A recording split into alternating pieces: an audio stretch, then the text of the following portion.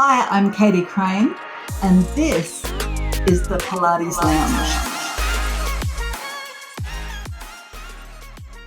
Hi everyone, I'm Katie Crane. This is the Pilates Lounge, and today we are celebrating. In fact, this week, as I speak, in my studio, Encore Pilates and Wellness in Darwin, we are celebrating 17 years of service to the Darwin community. I know, right? Can you believe that I've been doing this gig for an entire teenage life? Wow. I think back to when I turned 17 years old and how much I thought I knew back then and how little I thought that everybody else around me knew. And now in hindsight, I look back to what I thought I knew when I was 17 and I knew nothing. The first 17 years of our life are such massive learning and developmental years. As I reflect on the 17 years that I've been a Pilates teacher and that I've been in business for myself as a Pilates instructor, I think of all of those lessons, the failures, the wins, the pain, the gain, the tears of love, laughter, joy, and sorrow. It has been a similar roller coaster ride to maturing as a person. And goodness me, have I matured over those 17 years of doing this. So in celebration of our 17th year in business, I have decided to bring to you an episode that will give you 17 ways to thrive for 17 years as a Pilates professional. I wish that some of these things somebody had sat me down before I started a business and informed me, because these are things that I have had to learn along the way, often by making huge mistakes, costing a lot of effort, generous amounts of emotion. Sometimes it's cost me friendships, relationships, a heck of a lot of funds in money, and an immeasurable amount of time. But it's all part of the reason that we decide this industry is partly because we could, as Instagram puts it, be living our best life as a Pilates professional. There's no doubt about it. Teaching Pilates can give us freedom. And we get to do something so positive in the community. I mean, every day I work with people in the studio, and every day that I get to work with my students at Pilates Pro Academy, it fills my cup so much. And it's from giving to people, from giving my energy, from sharing my knowledge, from sharing my skills or expressing my skills, utilizing what I've learned, that really fills my cup, that really brings joy to my life. There's no other thing that I would rather be doing than teaching Pilates. And running a Pilates studio has both been some of my biggest lessons in life and some of my greatest personal self-development experiences. Now, on top of the studio, so I've got a studio where I live in Australia, and it's a big studio. I think at the moment we've got about 10 staff. That includes instructors, teachers. We've got a chiropractor within our facility, desk staff, social media staff, marketing staff, virtual assistants.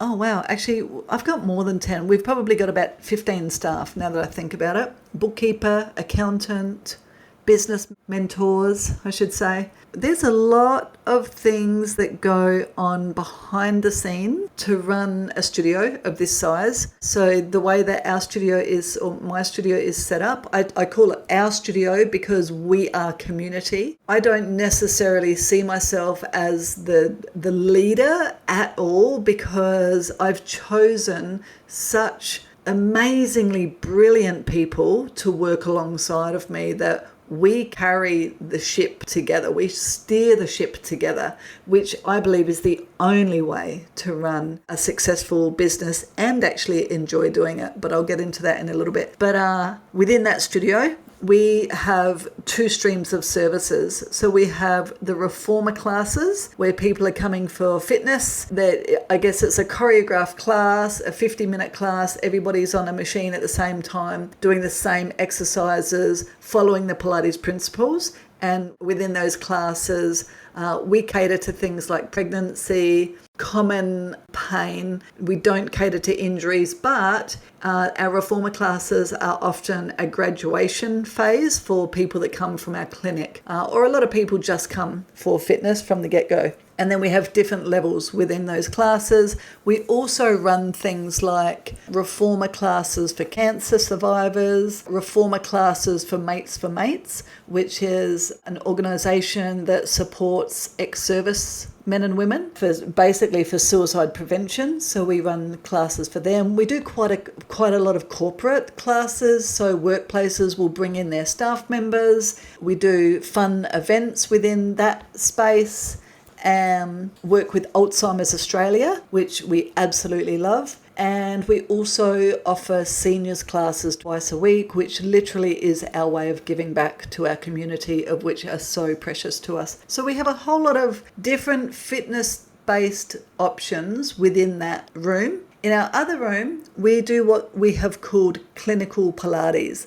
Now, personally, I'm not a big fan of those words, clinical Pilates. To me, what we're doing in that room is Pilates, compared to what we're doing in the reformer room is reformer, if we really wanted to get picky. But from a marketing perspective, the outside world, the common person who comes in off the street, they don't really understand what Pilates is anyway. So we call them both Pilates, and all of our staff are very specifically trained. Most of our staff actually work in the reformer room and in the clinic, but they also begin by working in the reformer room, and then they graduate to the clinic after teaching reformer, normally for about 2 years. In any case, in the clinic, we have all of the Pilates equipment. I think off the top of my head, there's about 15 pieces of Pilates equipment. So that would include multiple reformers, multiple towers, the core line, a wall ladder, Cadillac, wonder chairs, barrels, and all of the props. And in that room, we do what I started initially doing, which is now what we call clinical Pilates, but we specifically call it clinical Pilates so that people have an understanding of that's where you start if you have chronic pain, acute pain, an injury, pre or post surgery, or if you want some individualized attention and individualized direction. So in that room, we take one-on-ones and what we call semi-private, so up to 4 people in a session. But within that semi-private, everybody is having an individualized program being created for them as we go through their session. Now, I know that a lot of studios, and I've had instructors come through where they pre-plan the session for the client. As a consumer and as an educator, I'm not a fan of doing that because, take for example, I had Bob come in.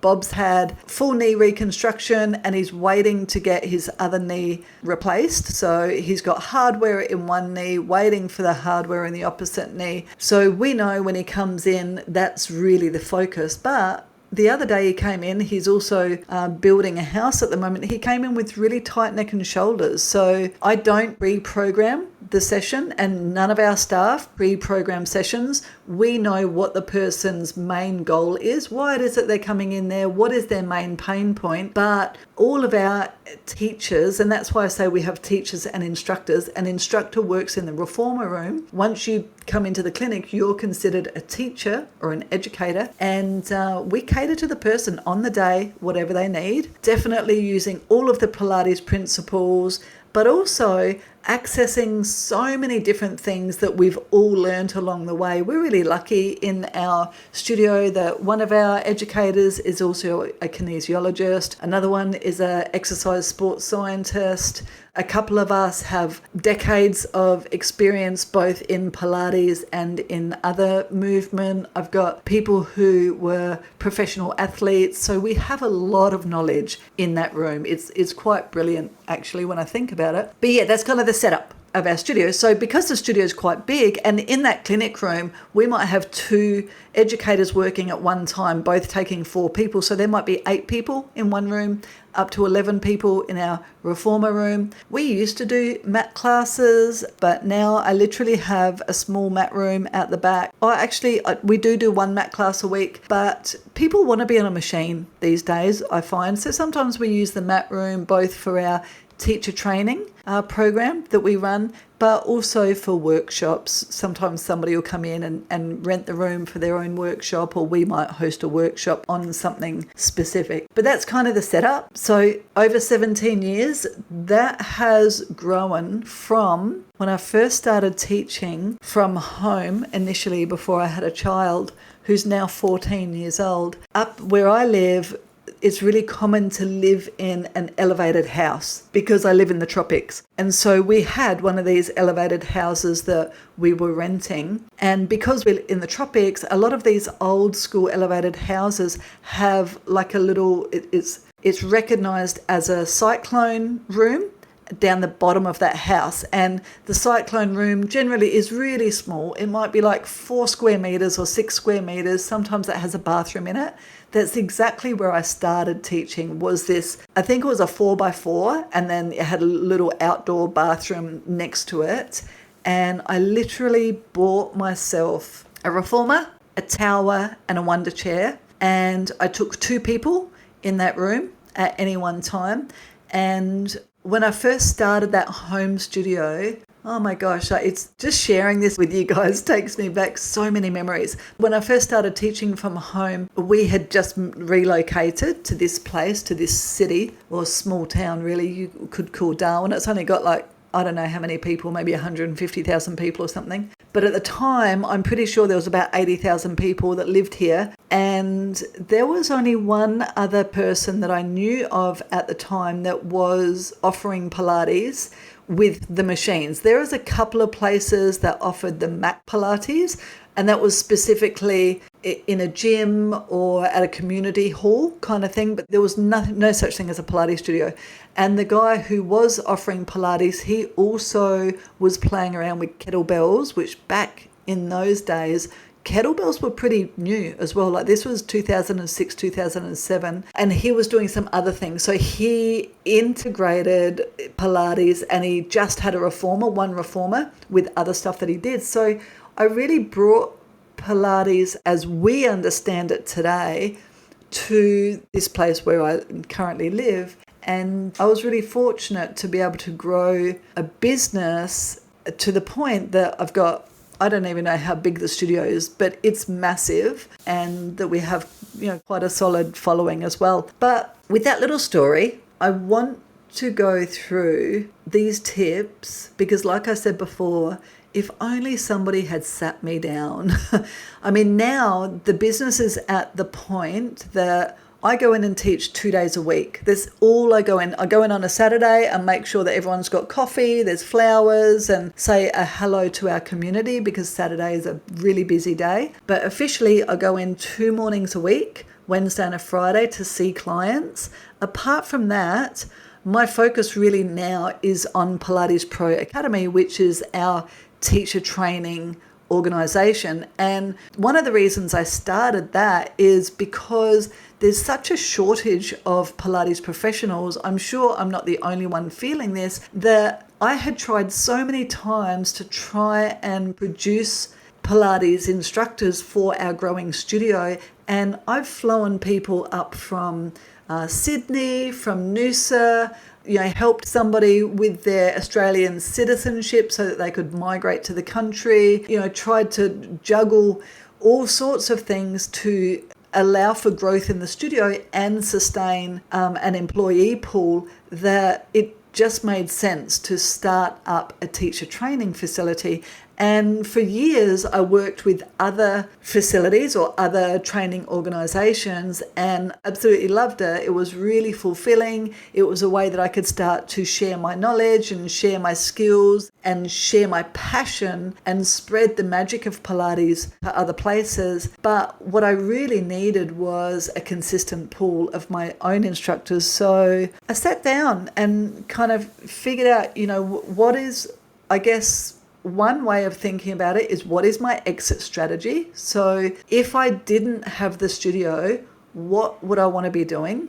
Or long term, if I don't want a studio when I'm 80 years old, what is it that I want to be doing? Or how can I leave a legacy? How can I give back to the industry that has given me so much and fulfilled me so deeply? And the best way that I could think of doing that was to actually create my own teacher training program. And this is where the Pilates Pro Academy was really born from, was wanting to leave a legacy, wanting to share what I had learned over the years, but wanting to give back to an industry that matters so much to me. So I literally spent 2 years creating my own learning platform, I guess kind of taking initiation and taking inspiration from the other schools that I have both learnt from and that I've worked with. So initially I was taught by Body Arts and Science, Bassi, Rael Izakowicz. He is an absolutely amazing facilitator. When I was doing his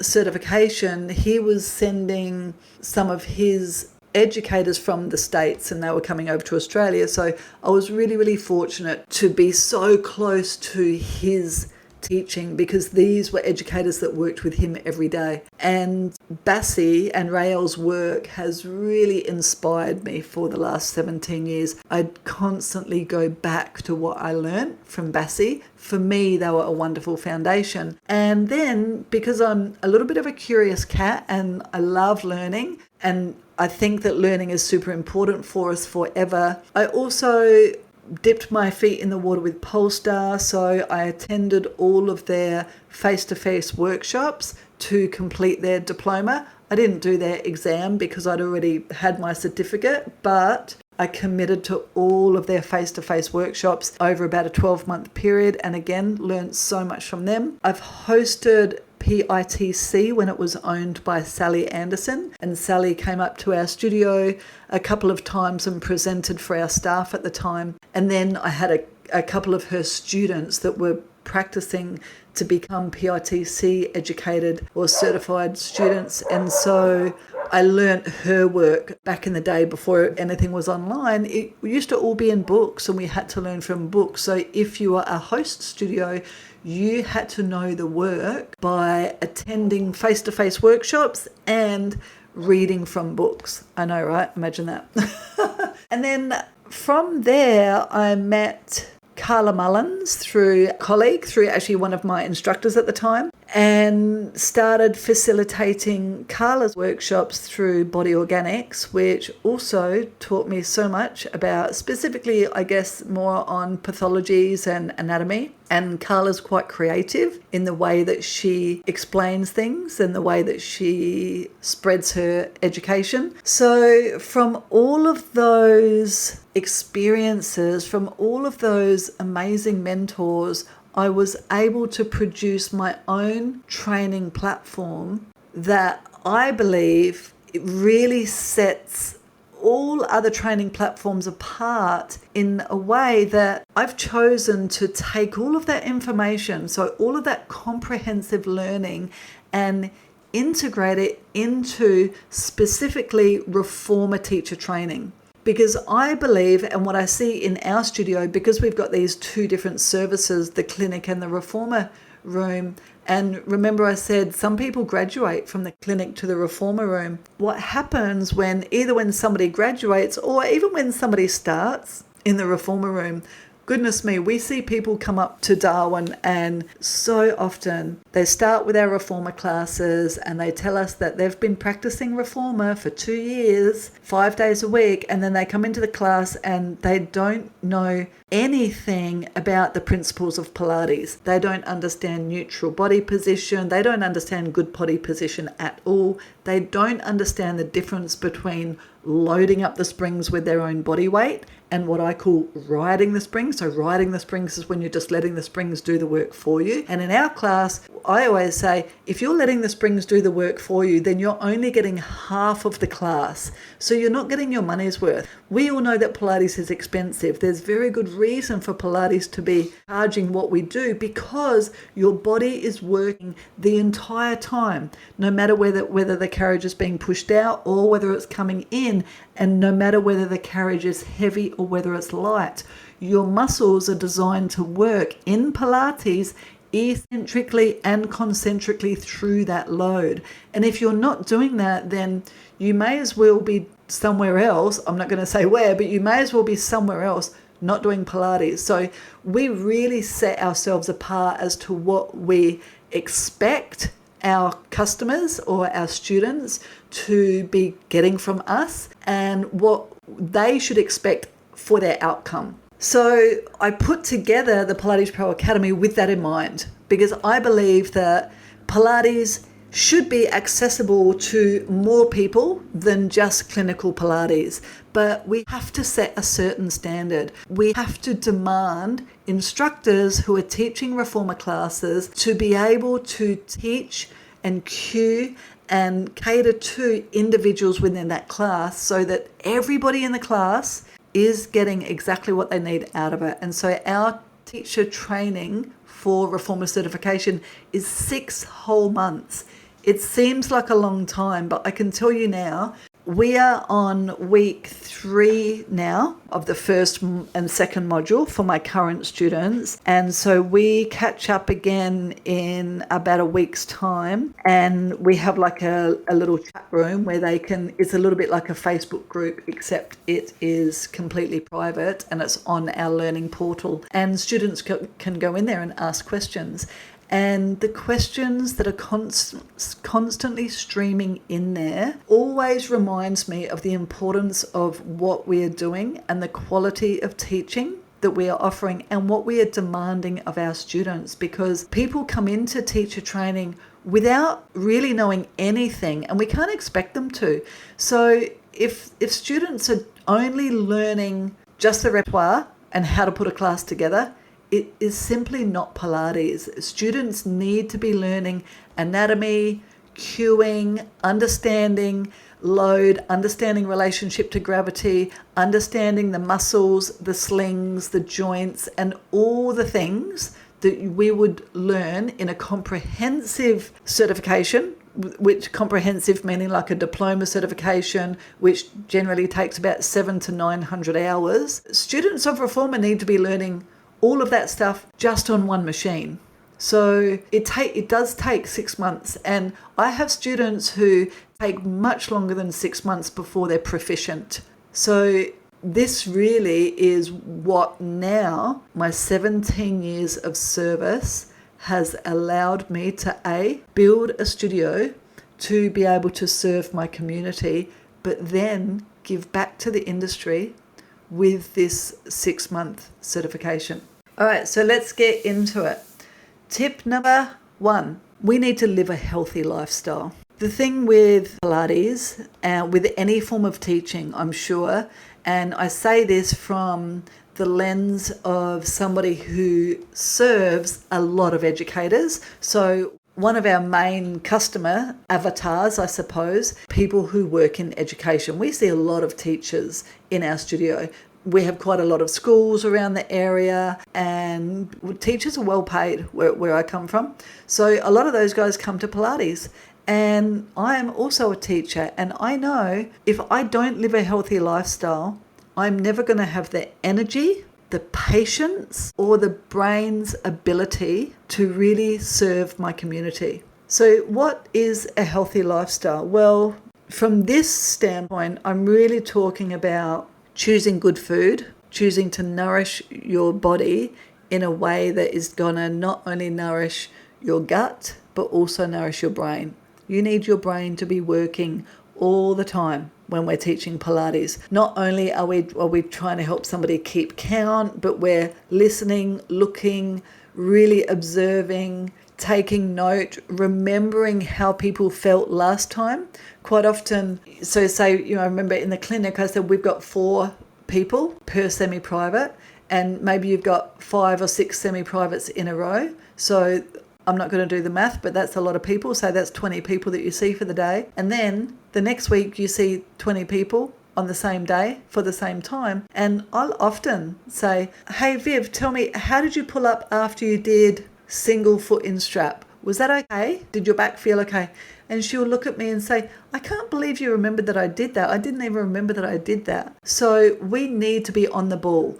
I don't take notes personally. I'm not anti-notes. It's just not how I work. I do have instructors that keep notes on all of the profiles of clients, and I think that that's fantastic. Maybe it's, I think I definitely used to keep notes. So in the good old days, we used to have like this catalogue. If you're as old as me, you're going to remember this. If you're 20 years younger than me, you're going to wonder what the heck was going on back then. But in the good old days, when we went to the library, everything was catalogued in the, if you were looking for a book, there was no computers where you could look it up. There was nobody at the desk with a computer, but there were these little filing cabinets, and you could look up a book in alphabetical order, and then you could find, and you'd look up the name of the book, and then it would have like a decimal number, and then you could go and find that book according to its decimal number. So I used to have that type of system set up for my clients years and years ago, because we didn't have online booking systems or client files online. There was none of that. So I did used to keep these little cards with people's visits, get this, before the booking app. I know, right? This is showing my age. Before the booking app, we used to have to write on a piece of paper how many visits somebody had purchased, how many visits they had attended. So say somebody bought a 10-pack and they came in on the 6th of March, you'd take one of them, either rub it out with a rubber and you'd write it in pencil, or you'd mark it off with a pen. Oh my gosh, those were the days. But I think what happened from always writing things down like that is it actually improved my memory. And so now I don't write anything down. I know some of my educators, some of my staff will be rolling their eyes saying, yeah, we know. We do have a little bit of a rule in the studio that if you go away and somebody else is taking your clients, covering for you, then you need to update their notes. And I do that, although I also have an expectation that our staff are capable to take on anyone who comes in the room, so I'm not too fussed about it. I really would just update notes, like if something is brand new, if something is chronic, or if we're really working on something specific. But if you're coming into the clinic, the people that are serving you, they can deal with anything that you've got going on anyway. So, in any case, living a healthy lifestyle means that you have solid brain power. Your brain is flexible. You're not going to feel tired. You're not going to feel so burnt out. You're able to sustain good energy for an entire shift and go back and do it the next day, and the next day, and the next day. If we don't live a healthy lifestyle, I can tell you what happens is you burn out much easier. You end up with things like migraines. You end up with constipation, or bladder infections are big, believe it or not, for educators, because we don't always get to listen to our body. If you're teaching for 5 hours straight, for 6 hours straight, you might not get a toilet break. So it's really, really important that you live a healthy lifestyle so that you are regular, that you're drinking a lot of water, because normally we're working in air conditioning and we need to make sure that we are well replenished, that we're not drying out. So healthy lifestyle is key. Number 2 of my 17 tips for 17 years of service is that Pilates professionals should be practicing Pilates regularly. Something that we hear all the time. If you're a Pilates professional, you hear it too, I can guarantee, when somebody asks you what you do for a job. and you tell them that you're a Pilates instructor or a teacher, and they say, oh, you're so lucky, you must do so much Pilates. Well, no. Every hour that I'm teaching is an hour that I'm not doing Pilates. We don't do Pilates when we're teaching Pilates. And if you are doing Pilates when you're teaching Pilates, I would ask you to ask yourself, is that the best option for the person that you are serving? Because if you're doing the movement, either the person who's paying you is standing there looking at you, waiting to have their turn, or you haven't really got your eyes or your hands on them, making sure that they're doing it properly. So what we do as Pilates educators or instructors is actually stand a lot and talk a lot. Maybe we get to walk around quite a bit. I don't wear a step thing. I do wear an Aura ring, but I'm not wearing a steps calculator. So we do definitely get to walk around a lot, but we're not doing Pilates. So it's really, really important that we set aside time for our own Pilates practice. I know that can be really difficult because when we've finished teaching, we don't want to hang around the studio. We want to leave. We've been at the studio for however many hours that is. It's not the first thing on our mind. And it's important, either to go to another studio and get your practice in, or work at a studio that offers some sort of membership. So at our studio, all of our staff, no matter what their job is, they all have a Pilates membership, and they can choose whether they want to come in for a semi-private in the clinic or whether they want to book in for classes in the reformer room. And they literally get to book in on the app just like anybody else. And I actually do it like that because I want to see when they're coming. I want to see that my staff are accessing the studio, whether they're receptionists or whether they're instructors or educators. I don't care what your job is. You need to be practicing Pilates. If you're not doing that in the studio that you work at, or if the studio that you work at doesn't offer that, suggest that they do offer it, because your health is their wealth, and B, either have a machine at home. So I've got a reformer at home, it's out on the deck. Twice a week, I just make sure that I get on it and I do my Pilates class. Plus, I also go to a one Pilates community class a week as well. And we also do in-service. So in-service is super, super important. Get together, have those discussions, play around with each other, share each other's ideas, share each other's inspirations, or go to another studio. It's so important that we practice what we are teaching, because every time we practice Pilates, we feel something differently. And every time we feel something differently in our body, it gives us a different way of being able to cue that for somebody else. And there's so many languages that people speak, and there's so many ways that people understand what it is that we're trying to teach them, that it's only through our own body, partly, not only, but partly through our own body, that we can learn how to express what it is that we're trying to teach. Rule number 3, move every day. I don't care if it's your day off, whether you're working, what it is, we are designed to move. And so as well as Pilates, I really recommend that we find other sporting activities that float our boat, because, Pilates isn't everything. Pilates is designed to be able to be practiced every day, and that's amazing. Realistically, I get 3 full sessions a week of Pilates, and then on the other days I do like my 15 to 20 minutes of homework, which is the type of stuff that I also give my clients to practice at home. And I do that on the floor, normally in front of the TV when we're all gathered around the idiot box, chilling out at the end of the evening, digesting our food. Then I get down and do my home program. But it's important that we move every day. So find other things that you love, whether it's swimming, cycling, running, walking, hiking, getting out in nature, yoga, whatever it is, heavy weights, gym stuff, anything. Because what happens is when we move in different ways to Pilates, then it actually gives us more insight into what it is that we're teaching. And it ensures that our body is dynamically strong, which really is the whole point of Pilates. A lot of people will come to us, say if they're a runner, they'll come to us because they got a tight back, tight hip flexors, things like that, right, from running. So then we move them in ways that cross-trains them. But if all we're doing is Pilates, then sometimes we're not building things like endurance strength or heavy load strength or ballistic strength, so jumping kind of strength, things like that. It's really, really important. So you need to be moving every day in different ways. Rule number 4 of 17 tips for 17 years of service is to rest.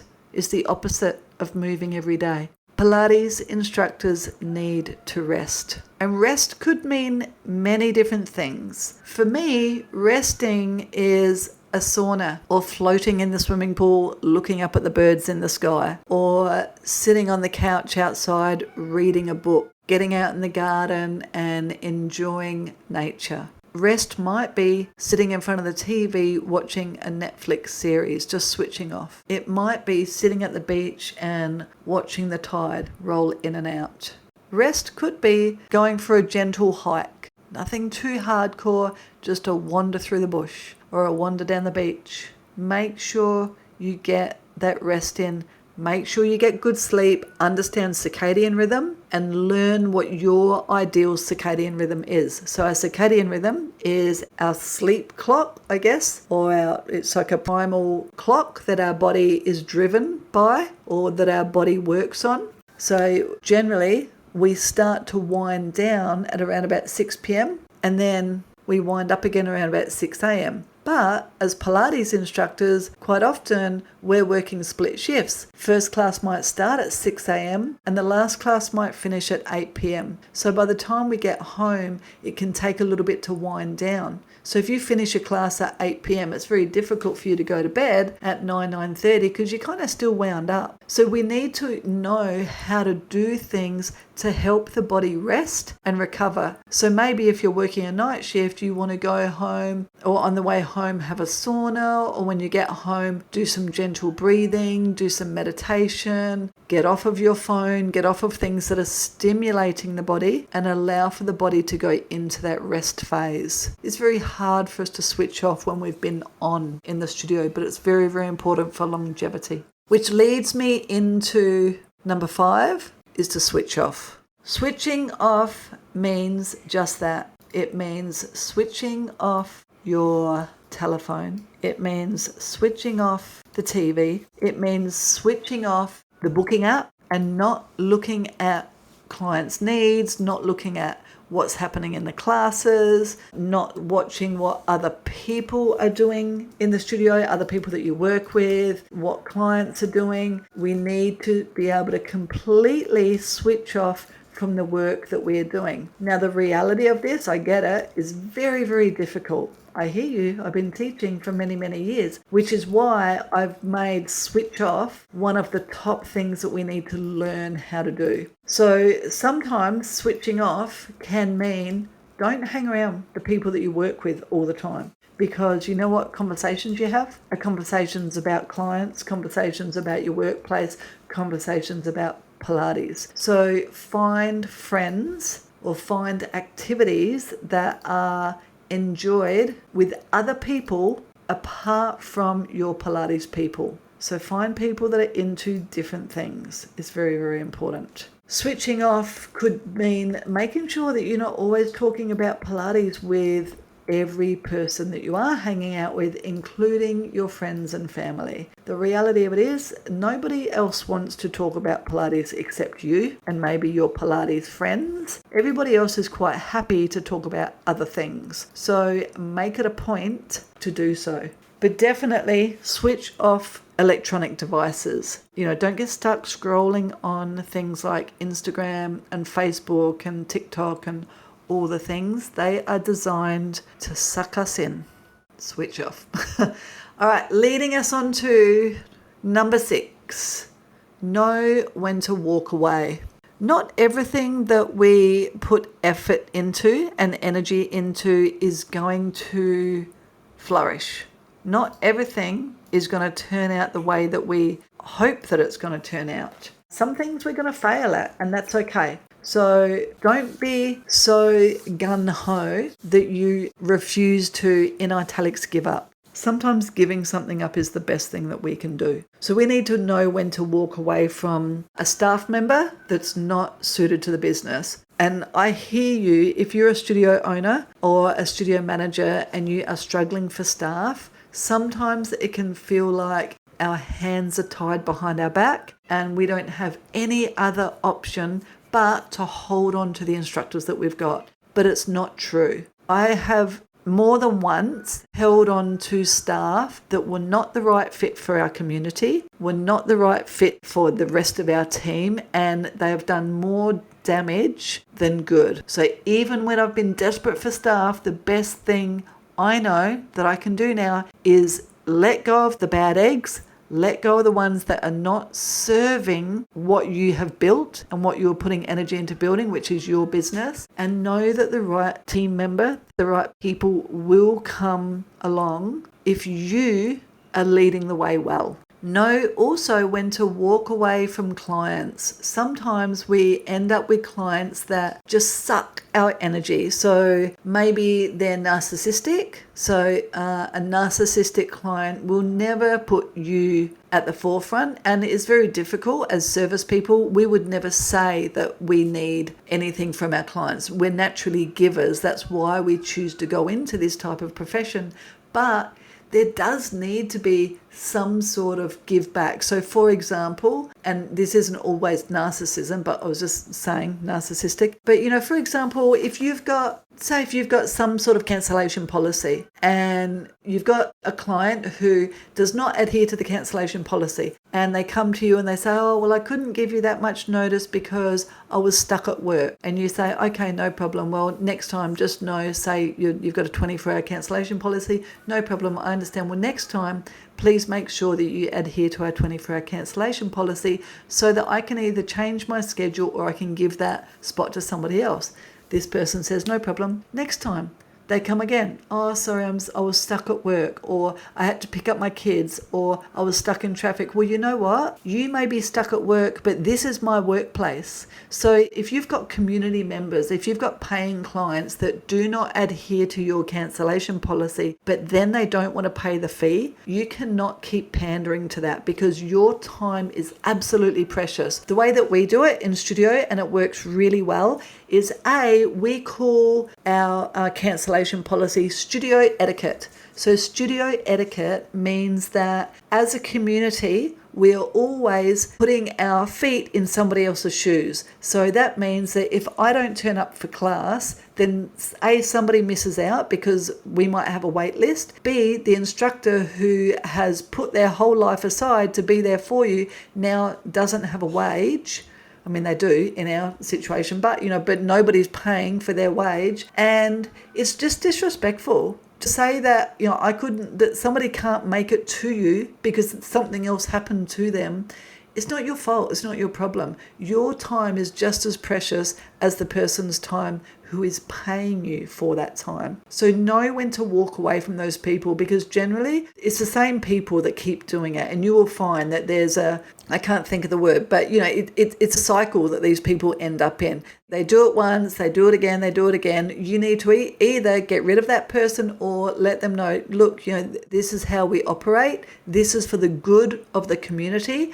And it is disrespectful to other people who are also paying clients. If you let one person keep getting away with something like that, then it's not fair to everybody else. So know when to walk away from clients, know when to walk away from staff members, and know when to walk away from events. Say if you get invited to host an event or you get invited to do a corporate class, and corporate classes can be great because you might get exposure to a lot of people in one place. We often do corporate classes, and last year, or maybe the year before, I can't remember, but it's been a couple of years since all the lockdowns and stuff, but while we were rebuilding, re-establishing relationships in the community, I was sending our staff out to do out of studio corporate classes, and they were working really well for a while. But to have an instructor leave the studio and go somewhere, I've got to pay them 2 hours of their time to allow for them to leave the studio, do the class, and then get back to the studio. So ultimately, we could be losing money in the studio. Now, that worked really well while we were just reestablishing our numbers and reestablishing relationships. But once we got really busy, it actually takes away from the studio. And so we chose to walk away from some of those corporate clients. We offered them to come into the studio and do stuff, or we could go to them at certain times that weren't our key times. They weren't times that were going to impede on the studio, but some of them we had to let go.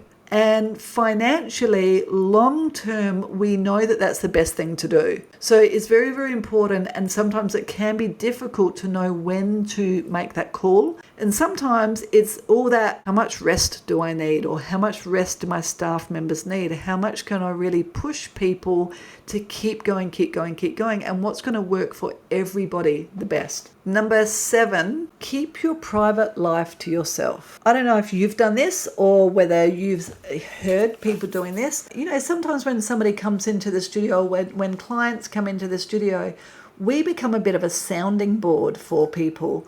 And it's a way for people to offload themselves. And that's important, you know, that we are partly a sounding board.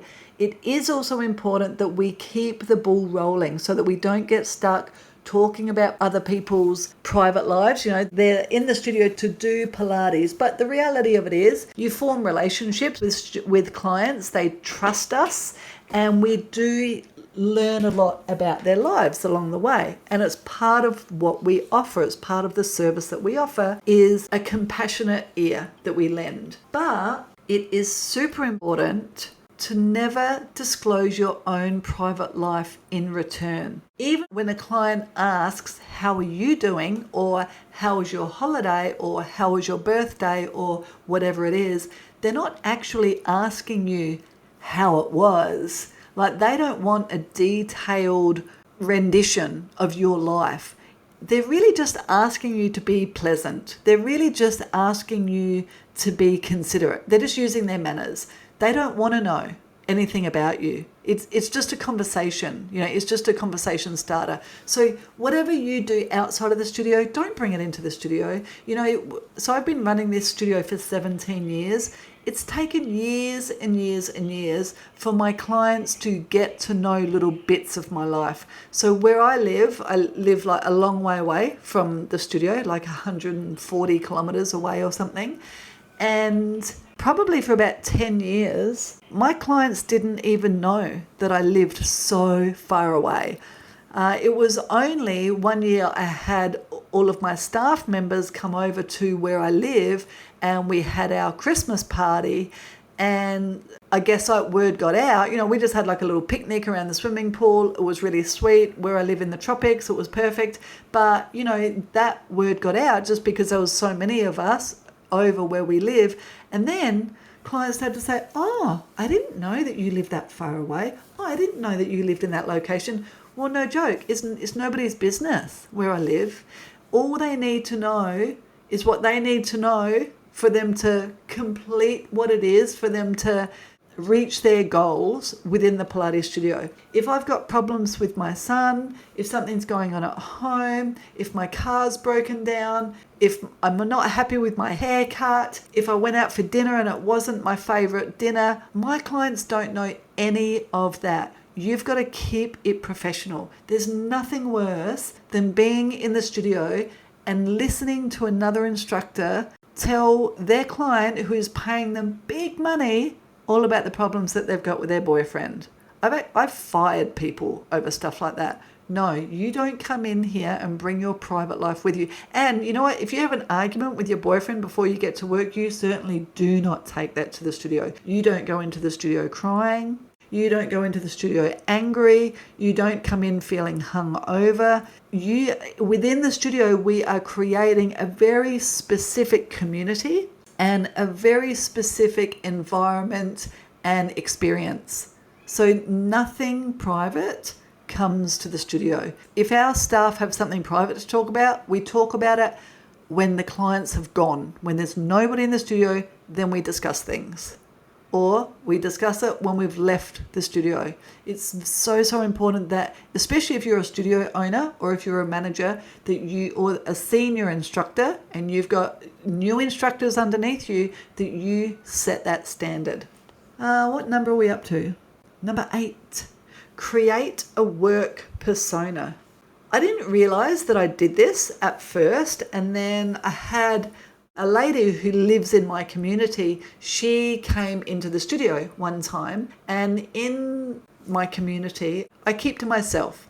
I don't socialize. I don't go out. It's one of the reasons that my family live remote, is because we want time out. And one of the reasons that we chose to live where we do on property remotely is that it's tiring running a studio. And when you live somewhere like a small town, and maybe it's the same in a big city because you just end up living in this little bubble of your area, it got tiring.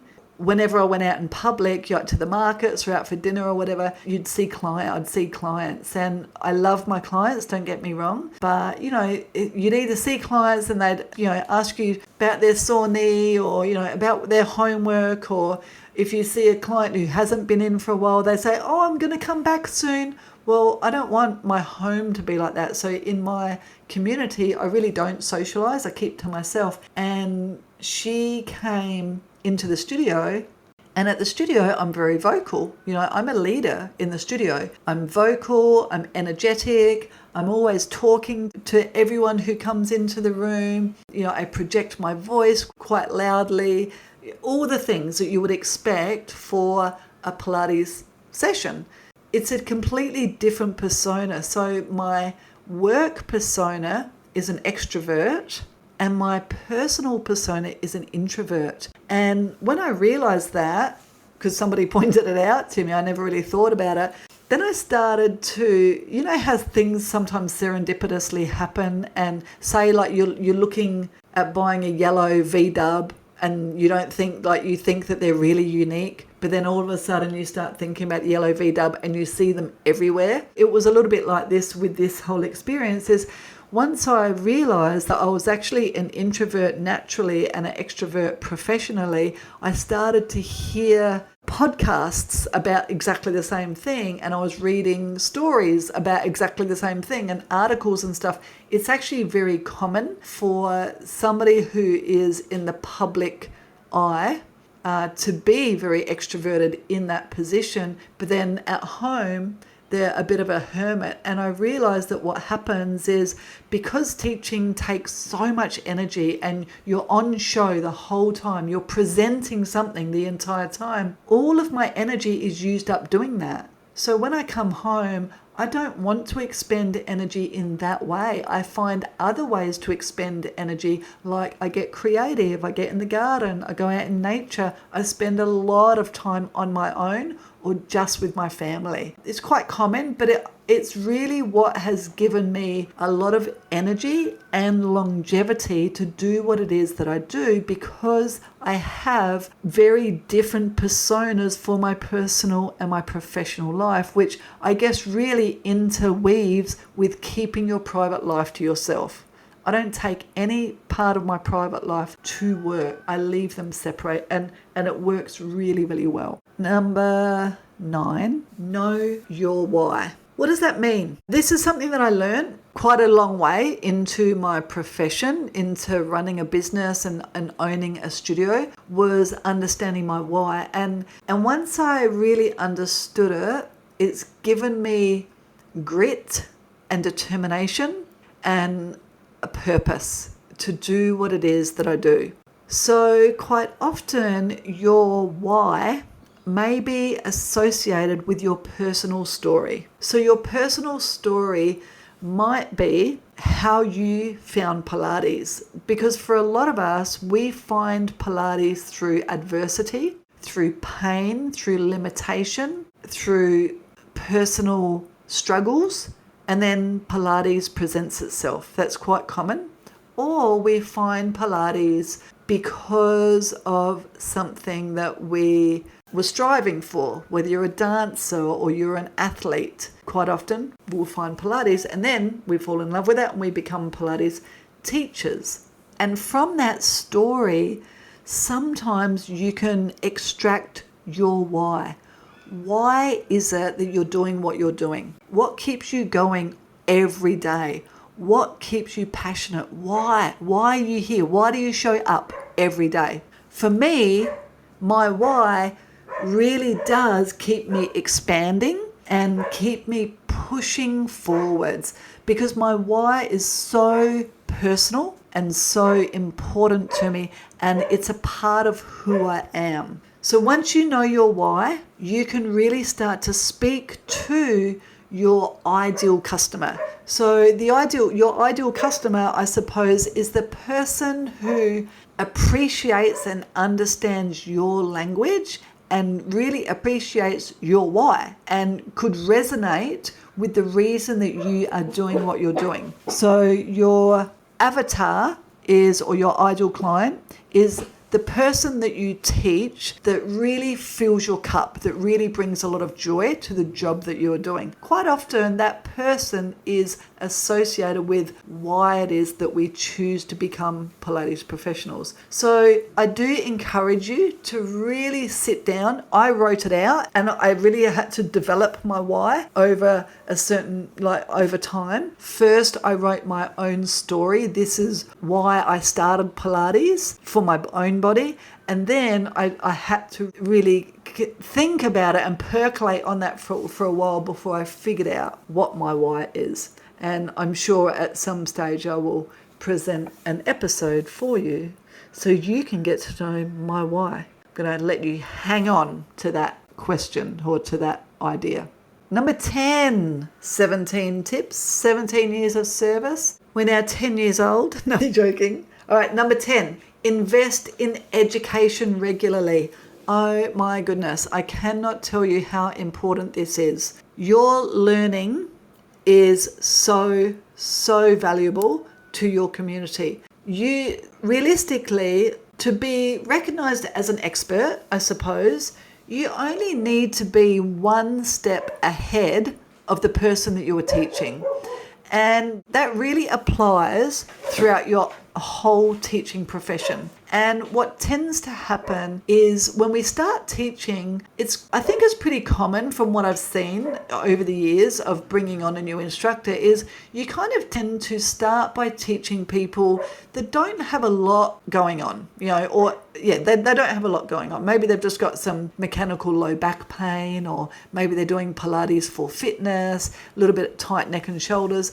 But over the years, and because of where you are in your teaching experience, you've just been certified, you're pretty green, you are perceived as an expert to that person. But then as you work with more and more bodies and your knowledge of the body expands and grows, naturally you will attract more and more people with more and more complexities. And there is so much that we can learn just from face-to-face experiential working with bodies. There's no doubt about it. So many things fall into place as far as our own learning by working with bodies. But we need to be working with people, or to be doing workshops with people who have much more experience and knowledge, a deeper skill set than what we do. So as much as our clients are learning from us, we need to be continually learning from somebody else. So in our teacher training program, the Pilates Pro Academy, we start with a 6-month certification to become certified as a reformer instructor. Once our students are fully certified, I always say to them, you know what, go out into the world and just teach the repertoire that you have learned, and just teach the concepts that you've learned in the last 6 months for the first 12 months of your teaching. You don't need to look at anything else. There's so much meat in the initial certification that it really does take a good 12 months of exploring that within classes and seeing that in many, many bodies to really understand what it is that we're teaching. But after that first initial 12 months, then you want to go expand on what you've learned and attend some more workshops. Now, of course, we offer ongoing education, so workshop on knee pathology or shoulder pathology or pregnancy or working with stress, anxiety, or working with autoimmune. We offer ongoing education as well. If you're interested, by the way, you can always jump on our website, www.thepilatesprofessional.com.au, and click on either workshops or on the store, and you can check out what we've got. But, there are workshops all over the world, and I think that it's important in our first probably 2 to 5 years of teaching Pilates that we look for workshops specifically Pilates based. After we've been teaching for 2 to 5 years, I definitely encourage instructors and educators to seek workshops and further education from other places. So that might be anatomy, or from things like Feldenkrais, or even yoga or other modalities, so that you can really expand on the toolbox. So all of your Pilates workshops that you're going to do after your certification, they will pretty much go in the same toolbox, in your Pilates toolbox. And then once you do this expanded stuff, once you start looking at other modalities, goodness me, does your world expand and does your knowledge expand, and you will come back from every time that you go to a workshop. We have this running joke in the studio, and we'll let our clients know. Say I'm filling in for somebody. Yeah, I'm filling in for Mel this week. Oh, where's she gone? Oh, she's gone to do a workshop on fascia. Oh no, the clients always say she's going to come back with so much more. She's all these new ideas. Next week's going to be hard, isn't it? Because they know that when we come back from workshop, they are the bodies that we're going to explore on. They are the bodies that we're going to start to play with. And it's so fun to see that and to be a part of that exploration. Your clients will love it, and it keeps you engaged in what it is that you're teaching. You must keep learning your entire life. Number 11, in 17 tips for 17 years of service, invest in a mentor. What is a mentor? A mentor is somebody that you can go to for education on the body. So somebody who is above your pay scale, I suppose we would say, in the corporate world, above your pay scale in business. So somebody who knows more than you know. Invest in a mentor. You might find a mentor for free. It might be somebody that you follow on social media. It might be a website that you check out and that person is doing articles. I put a heck of a lot of articles on our website. If you're interested, articles often will go with the podcast for the episode, so then you could go a little bit more in depth. We also do a publication called the Pilates Muse, specifically for Pilates educators and movement lovers to expand on your knowledge and to share more knowledge. So invest in a mentor who has a deeper understanding than what you do in both Pilates and also in business. If you're running a business, find yourself a business mentor. I'm going to do a shout out now to a group that I have been with for a long time called Her Business. The mob at Her Business, Susie Daphnis and Michelle Falzon, they are absolutely amazing. They are head and shoulders above any mentor that I have ever had the pleasure of working with, and they keep me accountable in business. They keep me on track, and they inspire me to be the best I can possibly be at what I do. And when somebody keeps you accountable, if you do own a studio or if you are a studio manager, then everybody within your team benefits from that. So because I have to stay on top of what it is that I promised to do, so say we do like these 90-day, what are you going to do for the next 90 days? So we've got a 3-month plan, and we also work on an annual plan. What are you going to be doing for the year? Then my staff know this is what we're doing for the year. This is what we're doing for the next 90 days. Everybody knows what is happening in the business, what the plans are, where we're headed. That's super important, and it's made a huge difference both to the growth of our business, but also to the strength of our business. So you can have a big business that is pretty flaky, or you can have a small business that is very, very strong, has very strong foundations. And if you have a small business with very strong foundations, then you can grow. It's very, very important. Learn your finances is the next one. What number are we up to? Number 12. You'd think that I would have numbered these, wouldn't you? But I didn't. I put them in alphabets. And I don't know, what is L after K? Of course, it's after K and before M. But just so you know, L is number 12 in the alphabet. I couldn't figure out how to put a number on it. Oh my gosh. Learn finances. Finances can be tough. You know, I know when I first started running the studio and for many years thereafter, running the studio really was about creating a lifestyle for myself and for my family, and that worked wonders for a long time.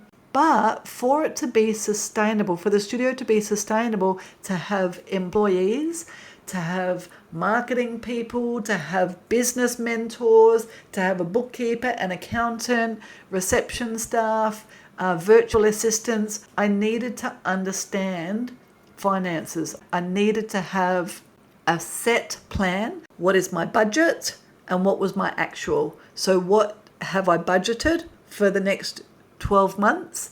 What have I budgeted for the next 90 days? And what did we actually bring in? What was our net profit? What was our gross profit? What was our, all of that sort of stuff? What was everything costing us in actuality compared to what I thought? It's very important to learn finances, and partly learning finances, is going to make sure that you survive, because realistically, for a business to survive 5 years, statistically, it doesn't look good. I forget what the statistics are, but not many businesses last 5 years.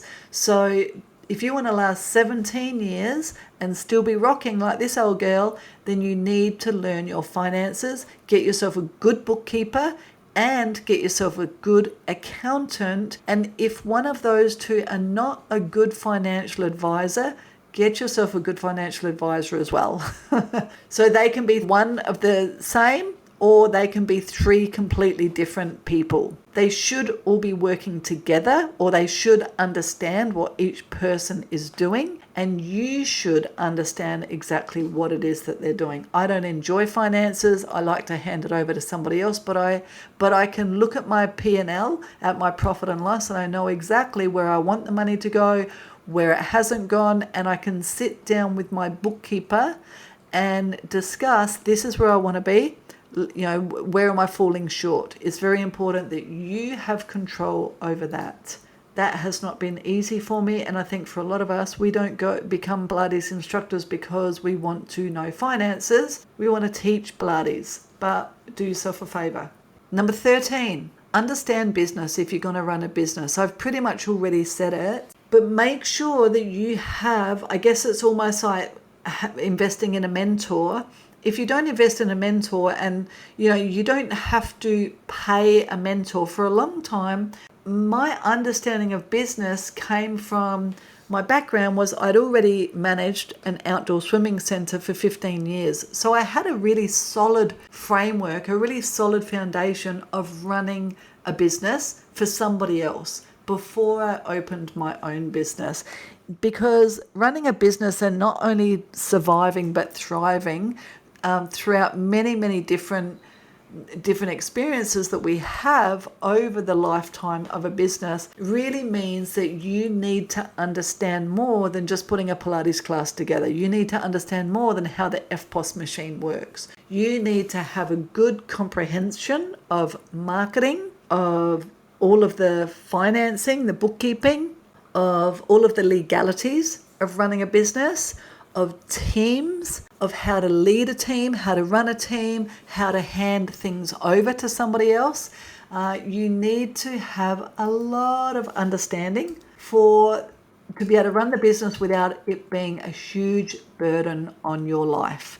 Running a business should be something that you do out of the love of running a business, not because you don't have any other choice. So if you are not good at running a business and you don't want to know how to run a business, then find somebody that you can hand over that job to. So if all you want to do is teach Pilates, but you still want to own a business, hand over the running of the business to somebody else, because if you're not good at it, everybody will suffer. It's very, very important. I put a lot of time and energy and my own money into, or company money into, me learning how to run a business. Read books, listen to podcasts, go to learning events. So just like we go to education for Pilates, go to education about running a business. Number 14 for 17 tips of 17 years of service is be the leader that you would look up to. Don't ever make promises that you can't keep. Don't ever be a flake. Make sure that you are always treating your staff and your community the way that you want to be treated. Be the strongest person in the team. And that comes back to things like, don't bring your private life to work.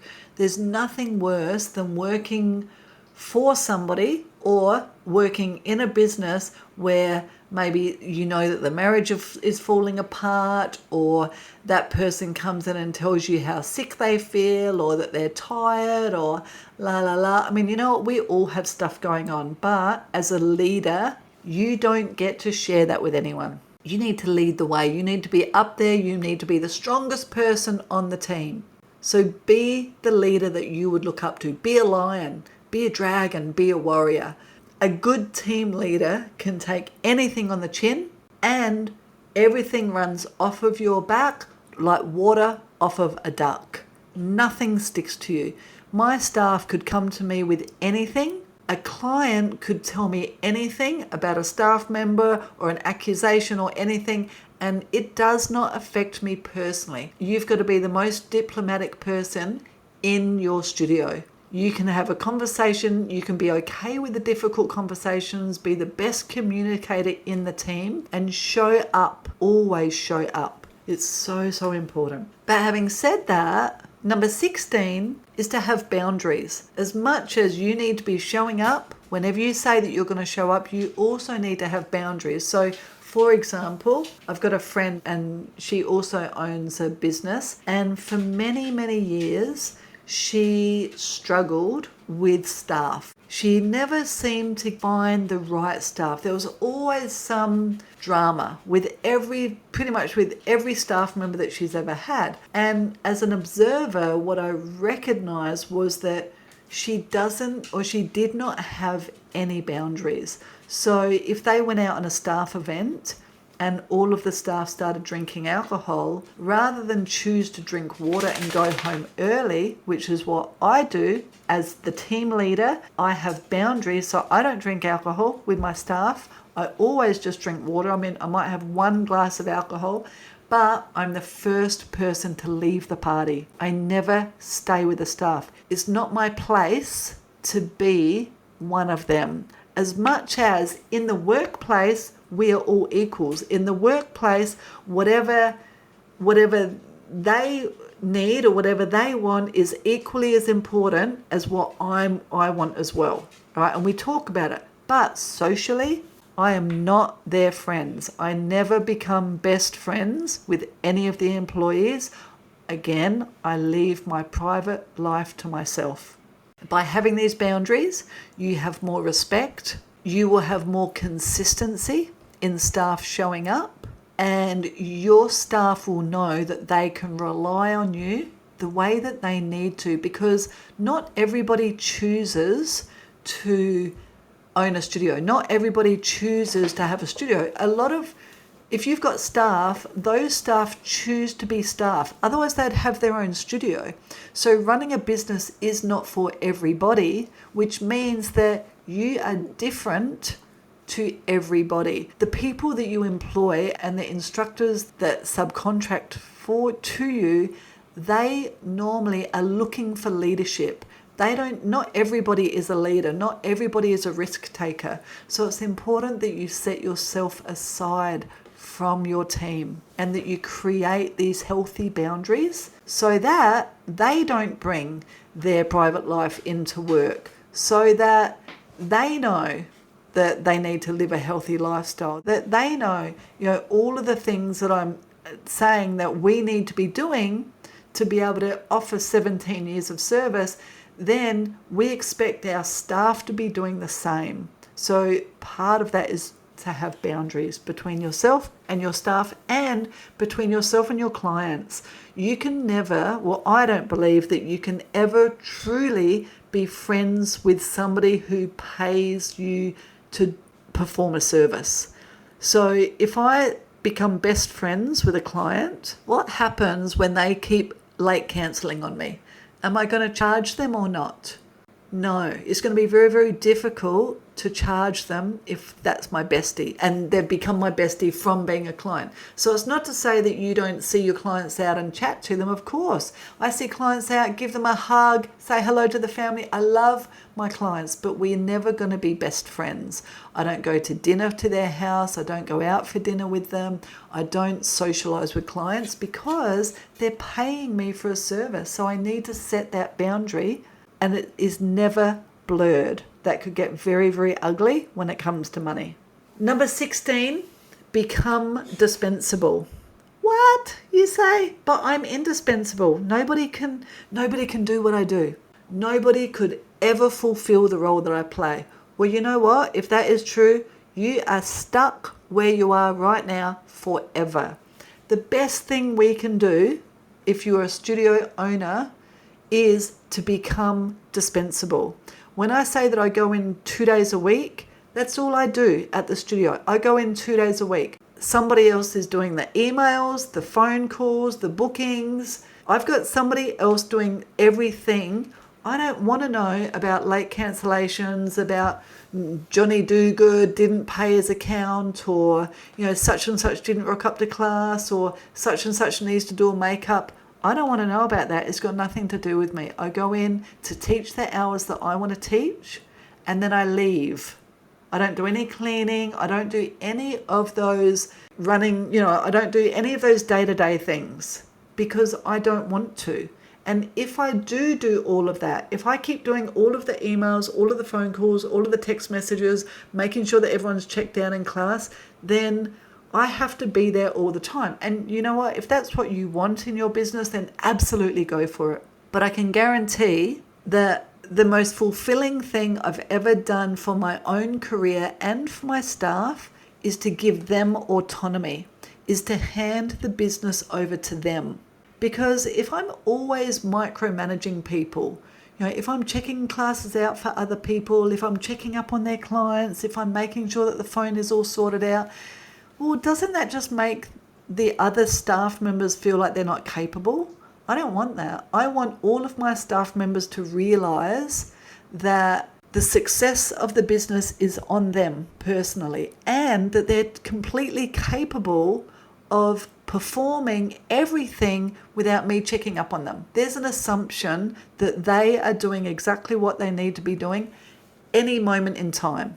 So make yourself dispensable, because you don't want to be, I'm sure you don't want to be stuck there. You don't want to be there from 6 a.m. until 8 p.m, 7 days a week. And you don't want people asking you how to fix the easiest thing when you don't need to be fixing it. If a staff member can't do their shift, I don't want to be dealing with that. I hand that over to somebody else. Hand over as much as you can, and only perform the tasks that are your superpower. So whatever it is that floats your boat, whatever really keeps you on the ball, whatever fills your glass to the very brim, they're the things that you do. Anything else you hand on to someone else, which is why I have 2 VAs doing all of our social media. I do some of the videos that I like to do, like I love to do the reels because I find them fun, but I don't do any of the other posting.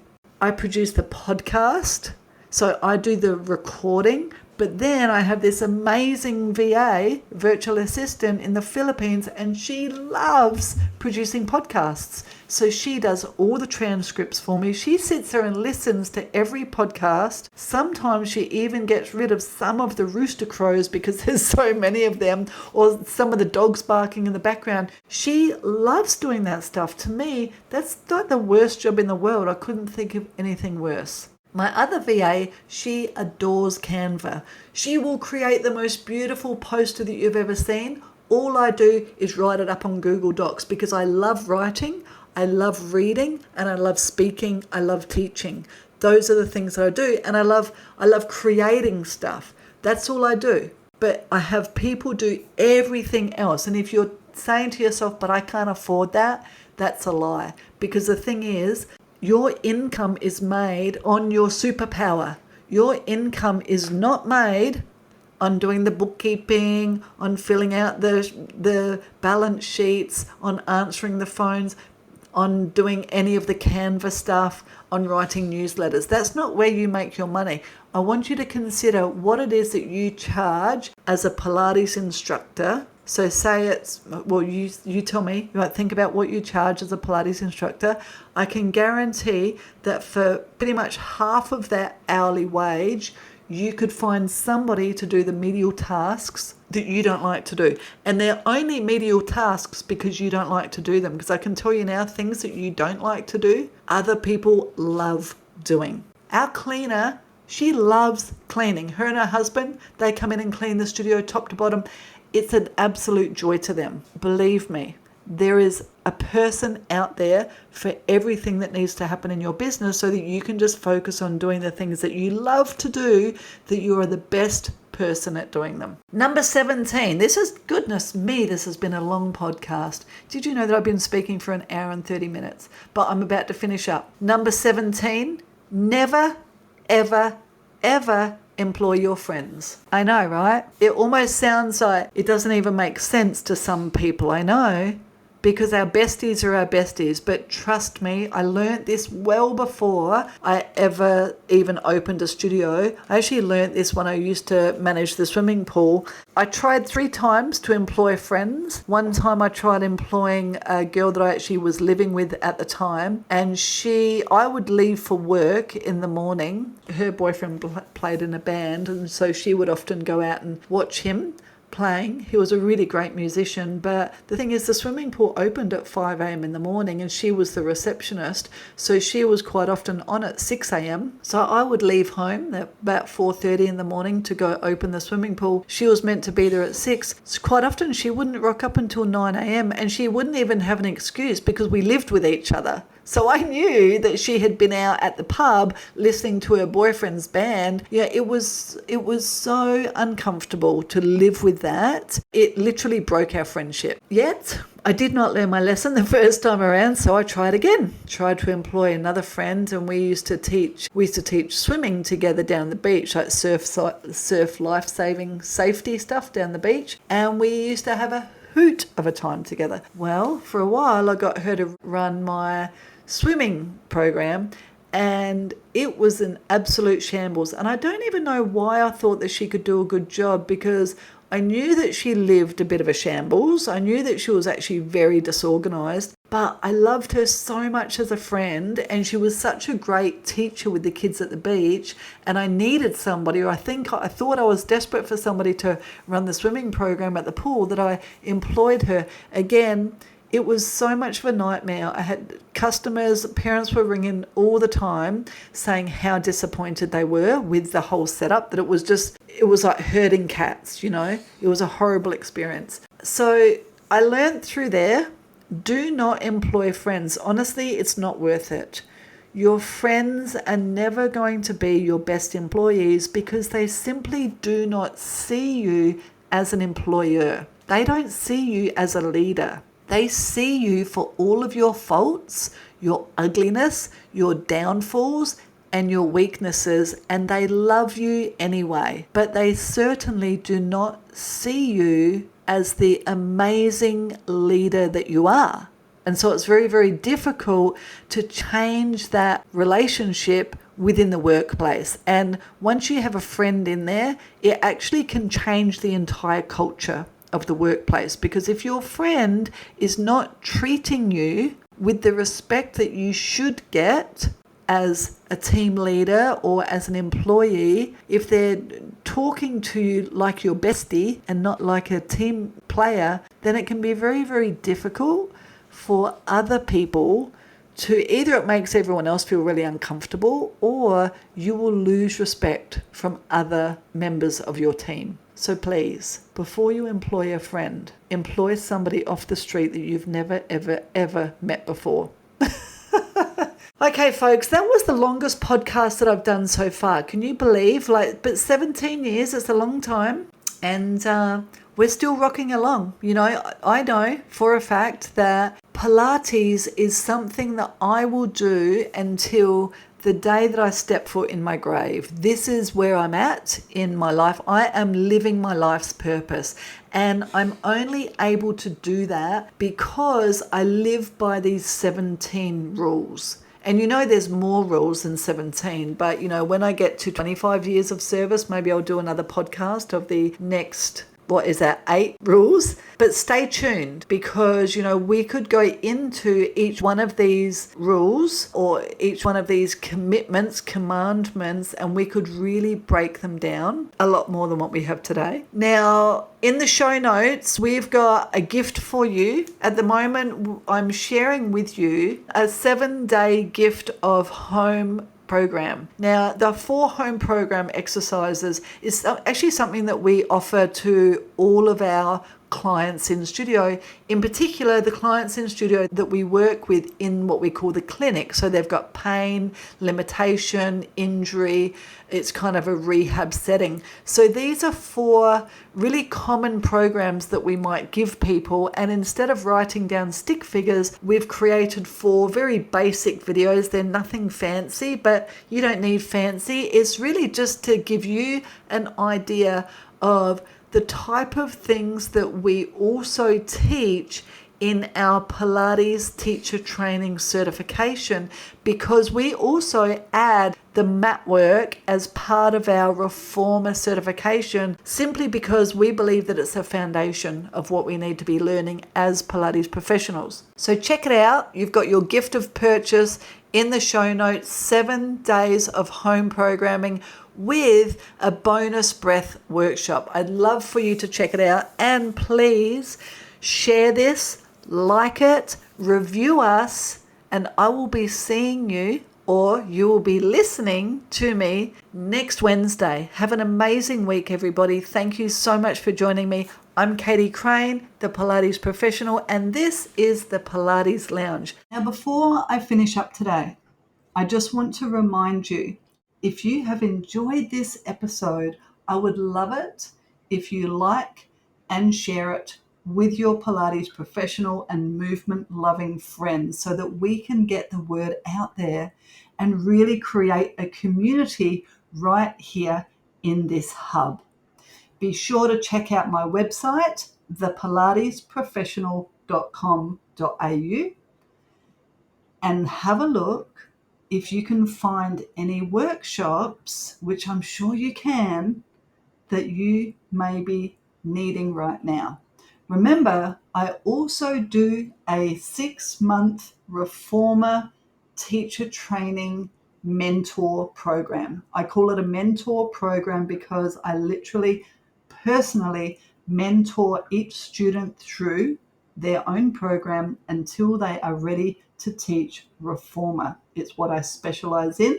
And I think that this is one of the biggest missing links in our industry right now, is that we have these wonderful diploma level training workshops that people can do to become very comprehensively trained in Pilates.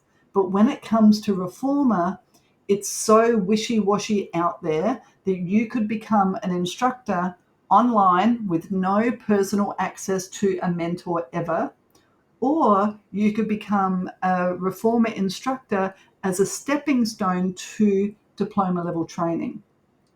So where I come into it is I just do reformer teacher training that is recognized and recommended by the Pilates Association of Australia, which means that my students then become members of PAA. It's super important for our industry, and it's what our students deserve. So if you know somebody who is looking to become a reformer teacher, then this is where you want to send them, the pilatesprofessional.com.au. They can reach out to me. I can have a call with them and see if I have a program that is coming up that is suitable for them. And or I also do a host of online workshops for you to expand your repertoire and your understanding specifically of the Pilates work. Thank you so much for joining me. I look forward to you listening to the next episode next week. I'm Katie Crane, the Pilates professional.